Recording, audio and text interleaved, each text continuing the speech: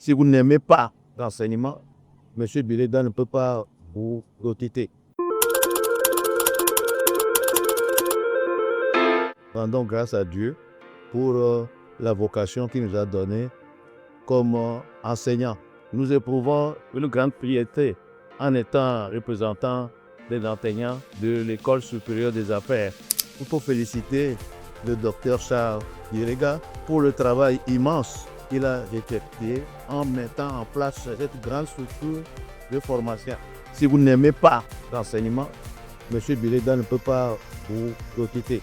Et puis il y a aussi à l'ESA une direction pédagogique et académique qui suit les professeurs et qui sont aptes ou bien qui ont les aptitudes pour donner un enseignement de qualité. L'objectif n'est pas seulement de créer une école. Il faut que les produits qui vont en sortir soient des produits qui puissent être rentables à la nation.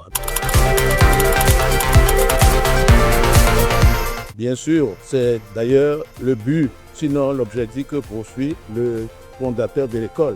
Premièrement, si je peux vous donner quelques exemples, chaque année ici à l'ESA, il y a une formation, sinon un recyclage de tous les enseignants à l'ESA. Tout enseignant doit aimer ce qu'il fait. L'enseignant est donc un conducteur. C'est comme il est dans une voiture, il conduit tous les passagers et il doit prendre soin de tous les étudiants et ne pas en privilégier. S'agissant de la formation doctorale, vous le savez que l'ESA a signé plusieurs partenariats et le partenariat dont je veux parler avec chaleur, c'est que le docteur Charles Biléda a signé un partenariat avec l'université de Abomey-Calavi, dont les professeurs ont accepté de venir encadrer des étudiants ici qui se préparent pour le doctorat à faire la formation à l'occasion du master de recherche. Donc la voie est tracée pour que les étudiants après le master puissent faire le master de recherche pour entrer à l'école doctorale. Il y a donc beaucoup de possibilités qui sont offertes aux étudiants ici afin que après les études, ils puissent aisément faire la thèse.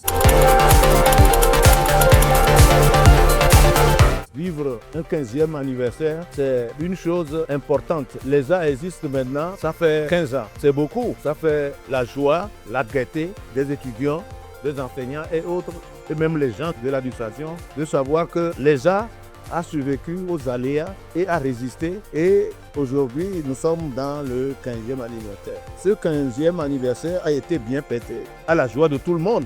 Nous avions commencé en rendant grâce à Dieu pour les bienfaits qu'il a fait pour les arts. Et nous avions assisté à côté même, dans ce temple, le culte du 15e anniversaire pour rendre grâce à Dieu. Comme le slogan même de l'ESA le dit, « In God we trust ».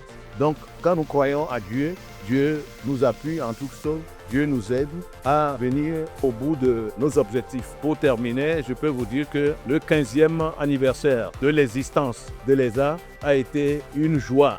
Et cette fête a été bien organisée, bien animée et avec la participation de tous les étudiants, de tous les enseignants.